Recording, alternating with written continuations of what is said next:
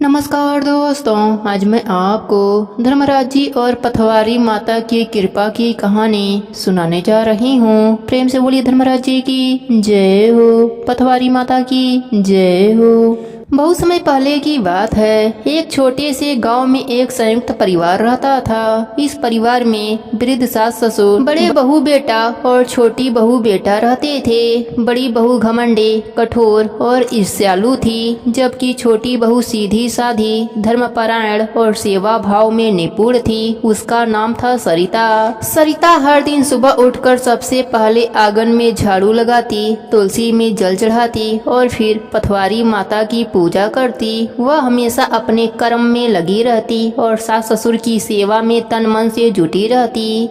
दूसरी ओर बड़ी बहू हमेशा बहाने बनाकर काम टालती रही और छोटी बहू से ईर्ष्या करती थी। सरिता का पथवारी माता पर विशेष विश्वास था। वह माता के गीत गाती, रास्ते के किनारे माता की छोटी सी मिट्टी की मूर्ति पर सिंदूर, फूल और दीप जलाकर पूजा करती। वह मानती थी कि पथवारी माता रास्ते की रक्षा करती हैं और सही मार्ग दिखलाती हैं। एक दिन जब वह पूजा कर रही थी, तभी एक वृद्धा वहां आई। उसके शरीर पर फटे पुराने कपड़े थे, चेहरा धूप से झुलसा हुआ था। सरिता ने पूजा रोककर उस वृद्धा को पानी दिया, चरण धोए और बैठाकर भोजन कराया। वृद्धा मुस्कुराई और बोली, बेटी तुझे जो चाहिए मांग ले, माता तुझसे प्रसन्न है। सरिता ने हाथ जोड़कर कहा, मुझे कुछ नहीं चाहिए अम्मा, बस घर में शांति रहे और सबका भला हो।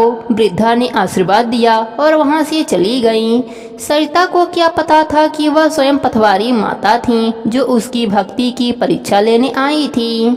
इधर गांव में एक नई बात होने लगी थी। गांव के बाहर बनी धर्मराज जी की पुरानी गुफा से एक अजीब सी आवाजें आने लगी। लोग डर गए। किसी ने कहा, अब कोई संकट आने वाला है। उसने कहा, धर्मराज जी नाराज हैं। पुजारी ने गांव वालों से कहा कि धर्मराज जी को कोई सच्चा भक्त चाहिए, जो उनके लिए व्रत और सेवा करे। उस रात सरिता को सपने में धर्मराज जी दिखाई दिए। उन्होंने कहा, बेटी तू मेरी सेवा कर, तुझ पर मेरी कृपा होगी। तू ही इस गांव को संकट से बचा सकती है। सुबह होते ही सरिता उठी और गांव के बुजुर्गों को सपने के बारे में बताया।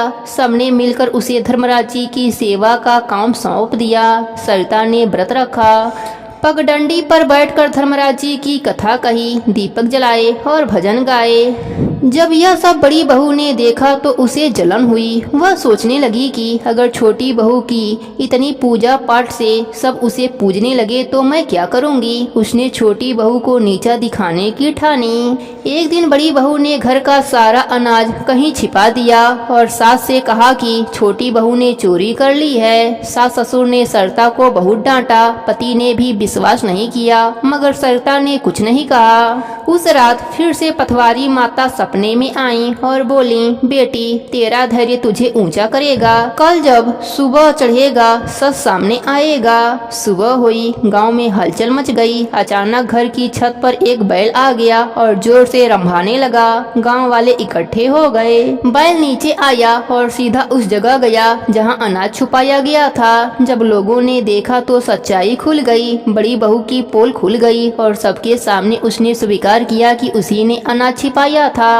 गांव वालों ने सरिता से क्षमा मांगी और उसे देवी तुल्य मानने लगे। उसी रात धर्मराज जी की गुफा से दीपक जलने लगे। घंटियों की आवाज आई और मंदिर से एक दिव्य प्रकाश निकला। पुजारी ने कहा, धर्मराज जी प्रसन्न हैं, अब गांव पर कोई संकट नहीं रहेगा। कुछ दिनों के बाद एक बड़ा धार्मिक आयोजन हुआ। गांव में भंडारा, कीर्तन और हवन हुआ।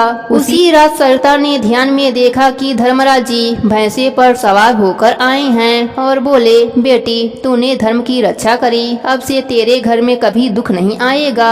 पथवारी माता भी आई और सरिता को वरदान दिया, जहाँ जहाँ यह कथा कही जाएगी वहाँ हमारी कृपा बनी रहेगी। सरिता अब गांव की सबसे श्रेष्ठ महिला बन गई। बड़ी बहू को भी अपनी गलती का पश्चाताप हुआ और वह बदल गई। सास ससुर ने आशीर्वाद दिया और घर में प्रेम, विश्वास और भक्ति का वातावरण बन गया। इस प्रकार धर्मराज जी और पथवारी माता की कृपा से एक सीधी साधी छोटी बहू कैसे पूरे गांव की रक्षक बनी। यह कथा हमें सिखलाती है कि सच्चाई, सेवा और श्रद्धा कभी व्यर्थ नहीं जाती। जब हम सच्चे मन से ईश्वर की भक्ति करते हैं तो वह किसी न किसी रूप में हमारी रक्षा अवश्य करते हैं। पथवारी माता और धर्मराज जी की कृपा से छोटी बहू ही लोक पर सुखों को भोगा और मरने के बाद स्वर्ग लोक का सुख मिला।